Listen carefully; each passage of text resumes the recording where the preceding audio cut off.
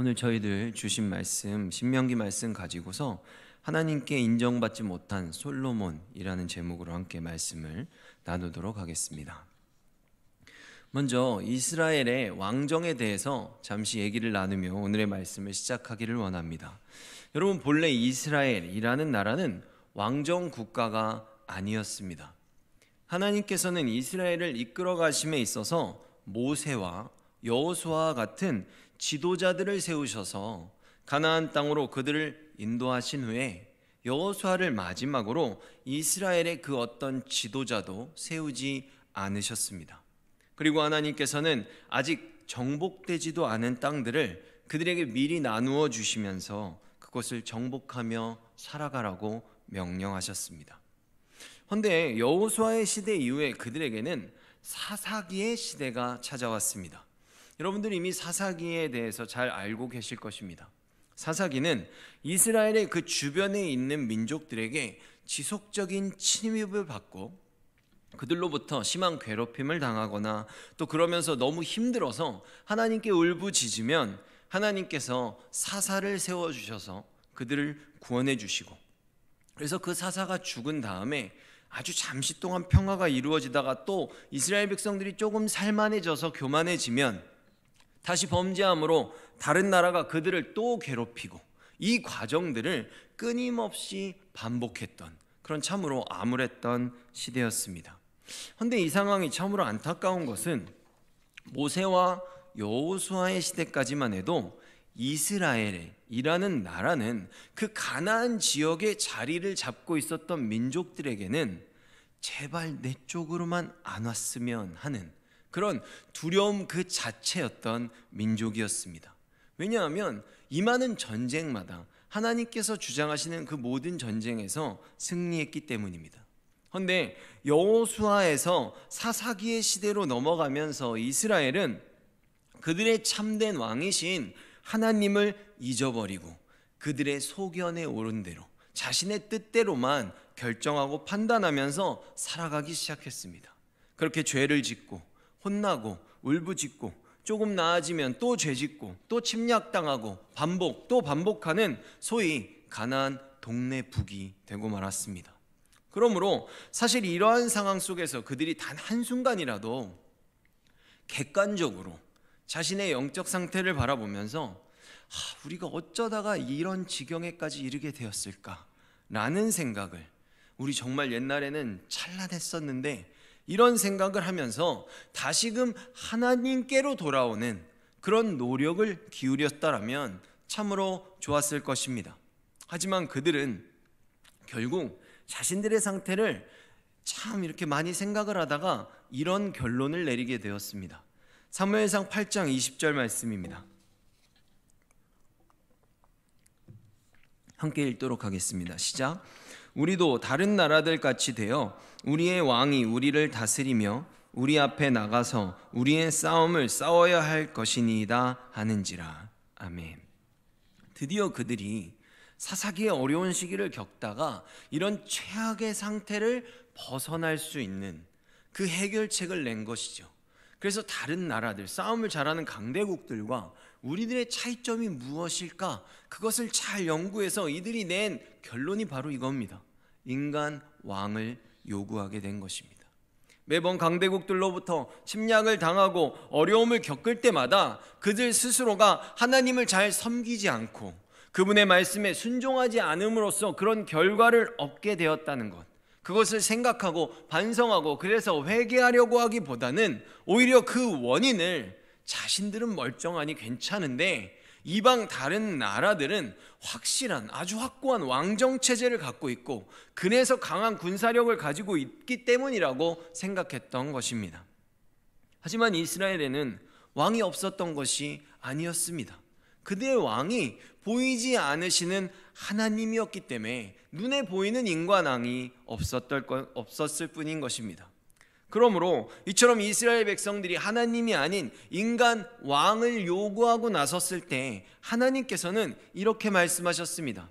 사무엘상 8장 7절을 보면 사무엘에게 인간 왕을 요구하는 이스라엘 백성들의 말을 듣고 사무엘이 크게 실망하자 여호와께서 사무엘에게 이르시되 백성이 내게 한 말을 다 들으라. 이는 그들이 너를 버림이 아니요 나를 버려 자기들의 왕이 되지 못하게 함이니라. 아멘. 이렇게 말씀하셨습니다. 결국 이들은 왕을 요구하고 있지만 그들에게 하나님이라는 왕이 보이지 않았지만 하나님은 지금까지 그들의 왕이 아니셨던 적이 단 한순간도 없었던 것입니다. 진정한 왕이신 하나님을 저버리는 행동을 하고 만 것이죠. 그런데 여러분, 한 가지 아주 흥미로운 사실은 처음부터 하나님께서는, 그것도 모세 시대에, 오늘 이스라엘 백성들이 이런 불신앙의 모습을 결국 드러낼 것을 미리 알고 계셨다는 것입니다.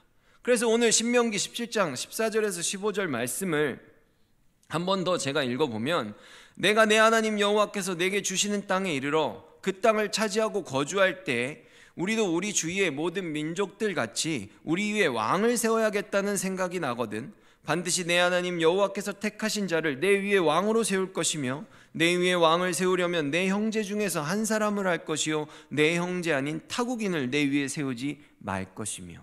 아멘. 이처럼 하나님께서는 이미 이스라엘 백성들이 하나님을 버리고 인간 왕을 택할 것이라는 사실을 미리 알고 계셨습니다. 오늘 지금 저희가 방금 읽은 이 신명기의 말씀과 지금 사무엘상에서 사무엘 선지자에게 이스라엘 백성들이 왕을 요구하는 이 시기는 연대상으로 볼 때 약 150년 정도의 시간 차이가 있습니다. 그렇다면 여러분, 이런 말씀을 보실 때 여러분들은 어떤 생각을 하십니까? 하나님이 마치 이렇게 말씀하시는 것 같지 않습니까? 나는 처음부터 너희들이 결국에 나를 버릴 것을 알고 있었어 라고 말입니다. 하지만 여러분, 만약 하나님께서 정말 이토록 끝까지 그들을 돌봐주시고 보이지 않지만 그들의 왕으로서 사사를 보내주시면서 그들의 신앙을 돌이키기 위해 끊임없이 노력하시면서 결국에 이들이 왕을 세울 것을 알고 하나님을 버릴 것을 아셨다면 왜 굳이 150년 전이나 되는 그 이전의 시기에 왕을 선발하는 기준에 대해서 이렇게 자세히 알려주신 것일까요? 이러한 측면들을 고려해 볼 때 하나님의 마음은 분명한 사랑이었음을 느낄 수 있다는 겁니다. 너희들이 아무리 나를 버리고 끊임없이 불신앙을 거듭하고 또 거듭한다고 할지라도 이만큼 내려왔을 때라도 거기서도 또 하나님의 사랑을 알고 기억하고 하나님의 백성으로 살아갈 수 있도록 하기 위해 신앙이 떨어짐에도 불구하고 계속해서 그거에 맞는 대안들을 하나님이 제시해주고 계시다는 생각이 든다는 것입니다. 왜? 언제든지 우리에게 돌아올 수 있도록, 하나님을 언제든지 다시금 붙들면 나의 자녀를 가득 끌어안아 주시기 위해서 하나님은 이러한 예비책들을 미리 다 알려주셨다는 것입니다.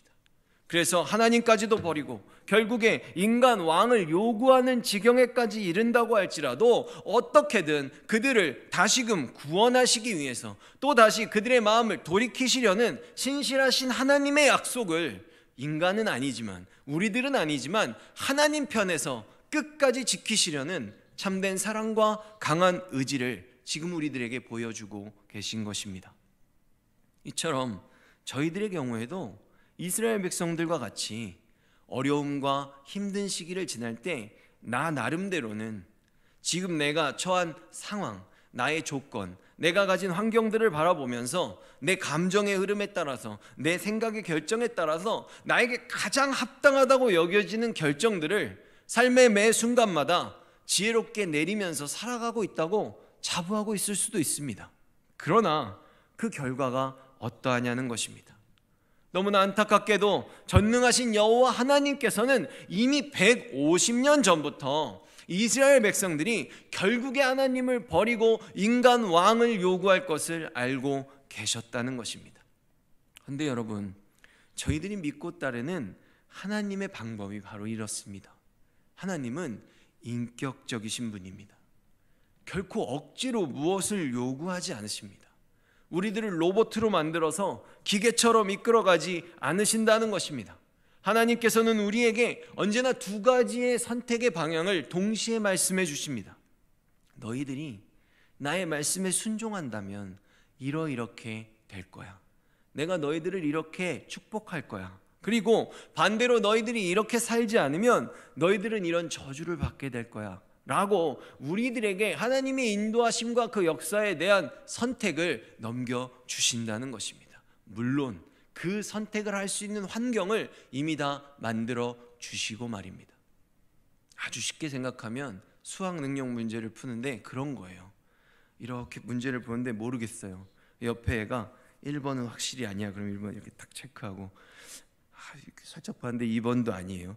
확실히 아니에요. 이렇게 딱 하다가 4번, 5번 이렇게 남아서 고민하고 있을 때 아침에 부모님이 딱 했던 말이 생각나는 거예요. 야, 그거는 답이 그거 아니냐? 딱 그러면 4번이지. 이렇게 해서 딱 쓰는데 이런 환경을 다 만들어 주시고 우리가 그 4번을 선택하게 하시고 우리가 4번을 체크만 했는데 우리들을 칭찬하시고 우리들을 구원하신다는 것입니다. 내가 한 게 아니에요.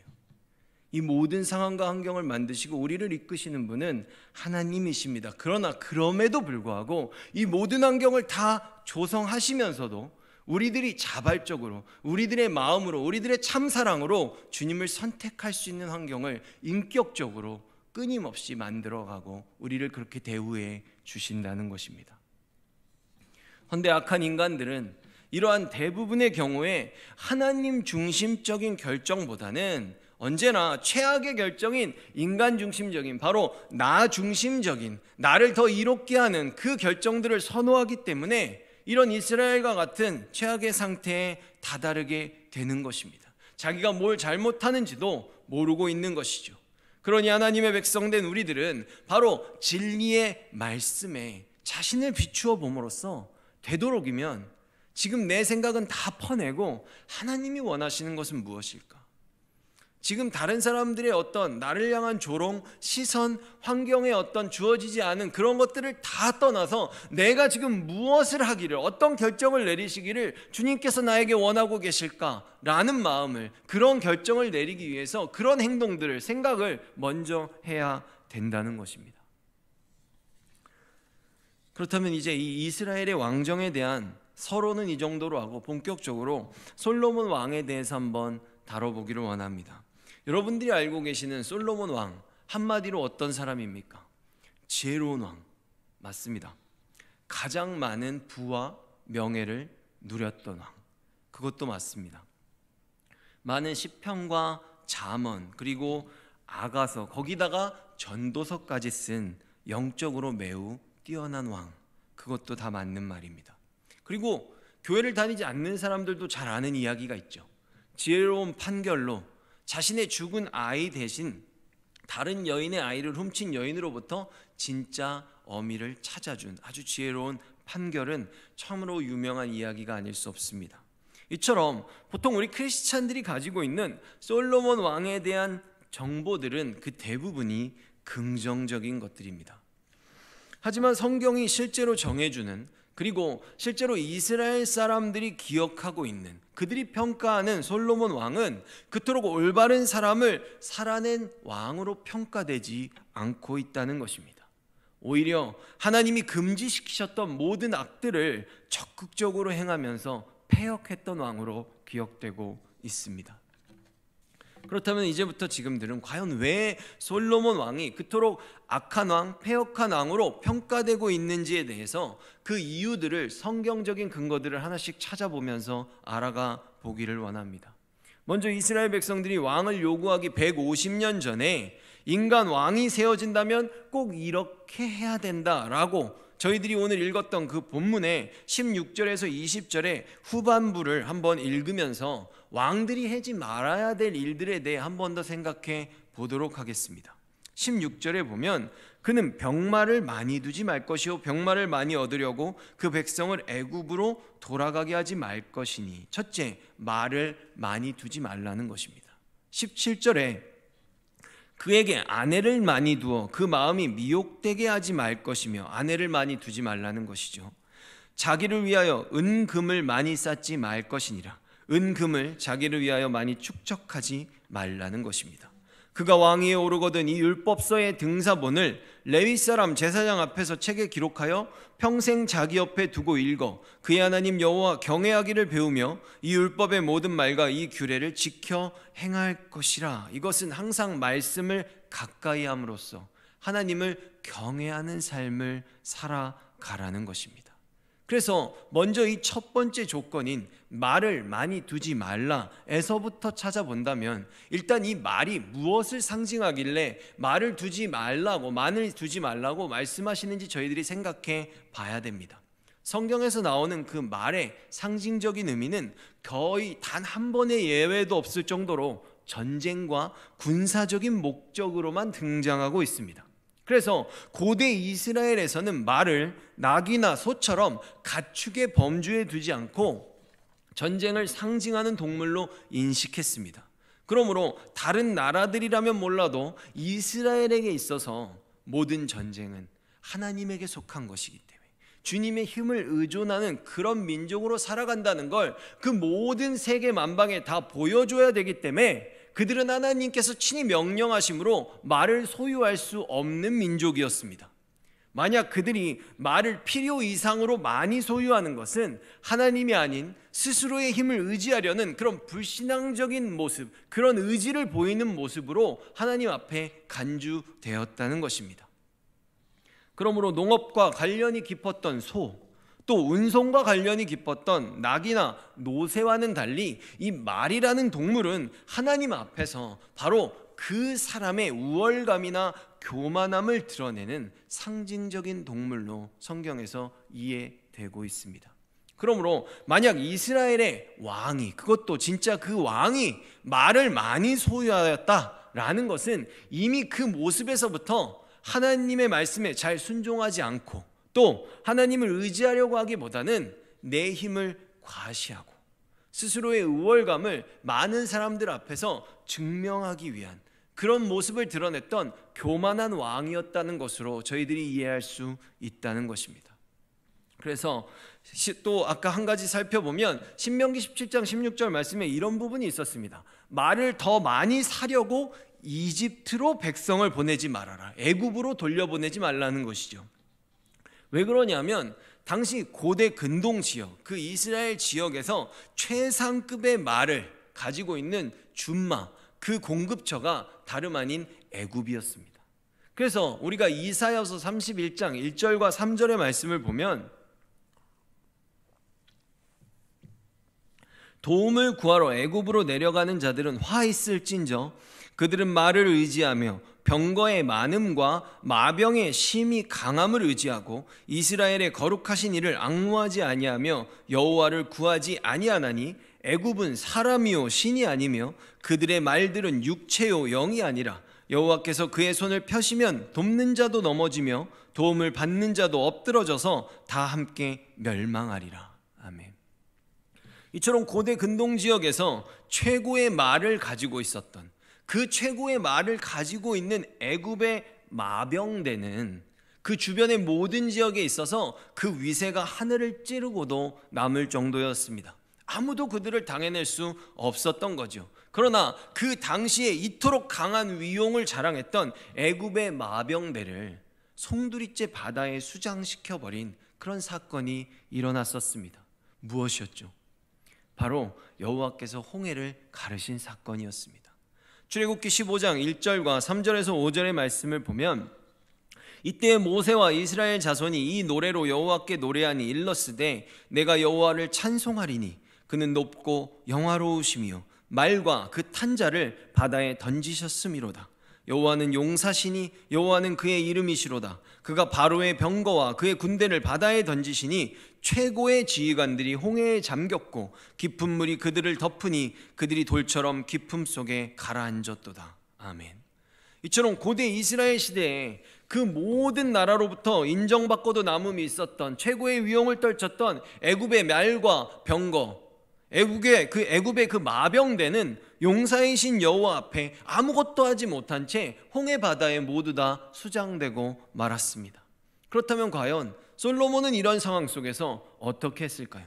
열왕기상 10장 26절의 말씀을 보도록 하겠습니다. 함께 읽겠습니다. 시작.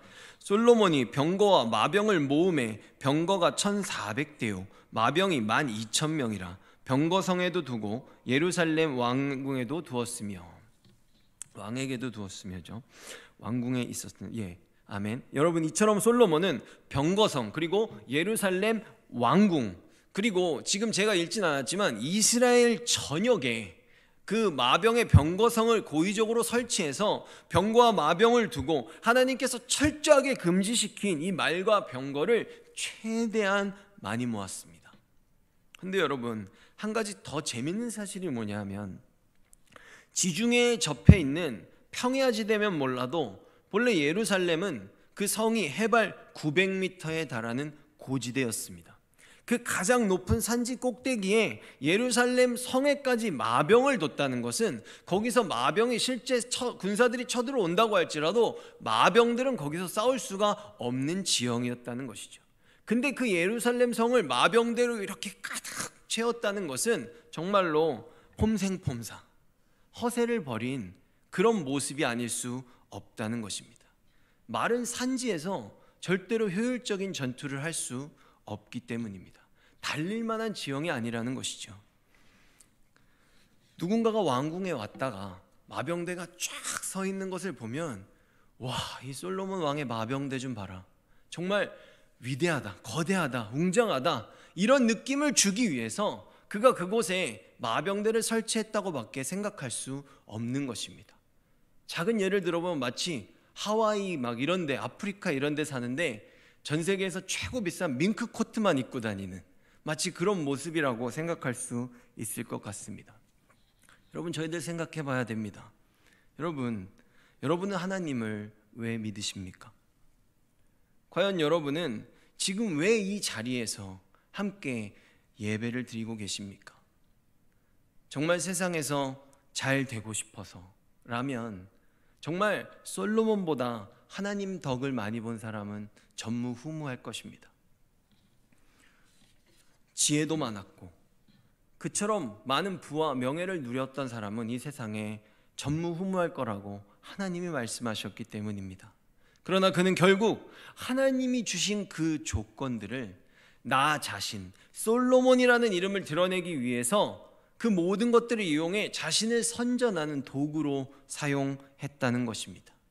본래는 하나님을 더욱 잘 드러내라고 우리들에게 모두 다 허락하시는 환경들이고 신앙의 도구들인데, 벼는 더 익을수록 고개를 숙여야 되고 사람은 잘 되면 잘 될수록 더 고개를 숙여야 됩니다. 예수님께서 친히 제자들의 발을 씻기시면서 인자는 섬기러 왔다고, 너희들도 서로 너희들의 발을 씻기라고 말씀해 주신 것처럼 우리들은 나를 드러내기 위해 살아가는 것이 아니라 보이지 않는 곳에서도 성실하고 신실하게 오직 주님만 드러내기 위해서 겸손하게 살아야 할 것입니다. 내가 고개를 숙일 줄 알아야 나를 세워주신 하나님이 드러날 수 있는 것입니다. 내가 보이지 않게 밑으로 가라앉아서 겸손해야 나의 등 뒤에서 나를 도우시는 하나님이 다른 사람들에게 보여질 수 있는 것입니다. 반대로 힘들면 힘들수록 세상이나 내가 가진 조건들을 의지해서는 안 될 것입니다. 하나님을 붙들어야 하는 것입니다. 그래야 그 고된 상황들, 우리들에게 찾아오는 고난과 핍박과 환난의 시간들이 신앙의 연륜이 되어서 힘들면 힘들수록 주님을 의지하는 그 상황 속에서 아버지를 향한 그 믿음과 소망과 사랑이 더욱더 깊어지고 커짐으로써 우리는 점점 더 하나님의 백성다운 모습으로 성장해 나갈 수 있기 때문입니다. 여러분, 제가 세상의 힘을 갖지 말라는 말씀을 드리는 것이 아닙니다. 하나님께서 우리들에게 허락하시면 얼마든지 세상의 힘을 가질 수 있습니다. 허나 언제나 말씀에 순종하는 그 울타리 안에서, 예수 그리스도의 울타리 안에서 그 모든 것들을 아버지의 영광을 위한 도구로 사용해야 한다고 말씀드리고 있는 것입니다. 그것이 올바른 방식이고 하나님이 우리들에게 그것을 주신 이유이기 때문입니다. 여러분, 하나님께서는 분명히 말씀하십니다. 이사야서 31장 3절의 말씀을 한 번 더 읽자면, 애굽은 사람이요 신이 아니며 그들의 말들은 육체요 영이 아니라 여호와께서 그의 손을 펴시면 돕는 자도 넘어지며 도움을 받는 자도 엎드려서 다 함께 멸망하리라. 아멘. 다 같이 망한다고 분명히 경고해주고 계십니다. 세상을 의지하고 그 세상을 붙들고 나의 생각과 힘과 경험을 의지하면 그 나를 도와준 사람만 멸망하게 해서 그것이 헛됨을 보여주시는 것이 아니라 그것을 의지했던 나의 인생도 나도 함께 멸망하게 될 거라고 지금 명백하게 경고해주고 계시다는 것입니다. 그러니 저희들은 그 어떤 순간에도 이 세상을 의지해서는 안 될 것입니다. 그곳에는 소망이 없습니다. 그곳에는 참된 희망이 없습니다. 그러니 그 어떤 순간에도 저희들 솔로몬 왕과 같이 나 자신을 드러내기 위해서 하나님이 주신 도구들을 악용해서는 안 될 것입니다. 오직 나의 삶의 모든 순간들, 내가 가지고 있는 하나님이 허락하신 모든 조건들을 오직 주님을 드러내기 위해 저희들 살아가기를 진심으로 소망합니다. 그래서 우리가 무엇을 하든 이 온 세상에서 참된 신은 오직 주님밖에 없다는 삶의 고백, 그것이 나의 삶의 어느 자리에서든 선포되고 그것이 나타남으로써 우리들이 무엇을 하든 하나님의 영광을 위해 할 수 있는 하나님의 참된 백성다운 삶을 살아가기를 예수 그리스도의 이름으로 축원합니다.